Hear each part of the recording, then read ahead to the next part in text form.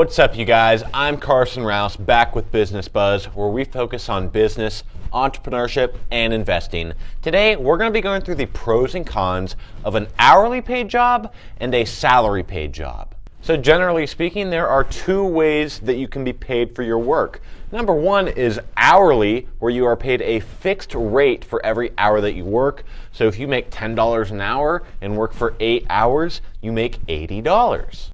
Or it can be salary, where you are paid a fixed annual rate. Say if you make 50 grand a year, you can expect to make close to $2,100 every 2 weeks. In both kinds of ways, you are usually paid bi-weekly. Every 2 weeks you get a paycheck. That's pretty standard.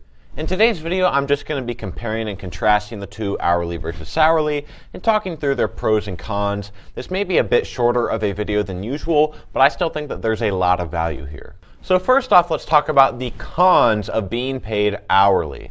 So the first con to being paid hourly is that when the company that you work for is struggling, it's much easier for them to cut hours for an hourly paid employee than to cut the pay for a salary paid employee. So if the business that you work for is going slow, that means that your potential to make money is going low. You're a poet, you don't know it. Some employers may even keep your weekly hours under 30 so they can be legally exempt from covering your health care. That's a con in two ways: no health care coverage and less pay. Also, if your day is cut short, you'll only be paid for the hours that you worked. So let's say you work an outdoor manual labor job and there's like a lightning strike like 3 feet away from you and they call the day off. You don't get paid for the other hours that you could have worked. Now let's get into the pros of working an hourly paid position. The big one is that hourly employees have the opportunity to work overtime. If you're scheduled to work to a certain time and then you have to work past that time, you are legally required to be paid overtime, and overtime has to be at least time and a half. So if you're usually making around $40 an hour, they legally have to pay you $60 an hour for every minute that you work past your set time. Extra money is always a pro, and also there's a lot less responsibility when it comes to hourly pay. What I mean by this, I'll give an example. Let's say that you're a shelf stocker at like Walmart or something, and you have 5 more shelves to stock, but your shift ends. Well, you're not required to stay and finish those shelves. If your shift is ending, you can leave, whereas a salary job, you have to finish your work. Now let's get into salary and the cons of working a salary paid position. Unfortunately, with a salary job, there tends to be less of a separation between your work and your personal life. So if something comes up at work and they need your assistance, duty calls. You could be at a playground with your kid and they say, come into work right now. You usually have to do it. You wouldn't have to deal with this at an hourly job. The biggest con with the salary job is that you have to work as long as you need to, whether that means going over your time or not.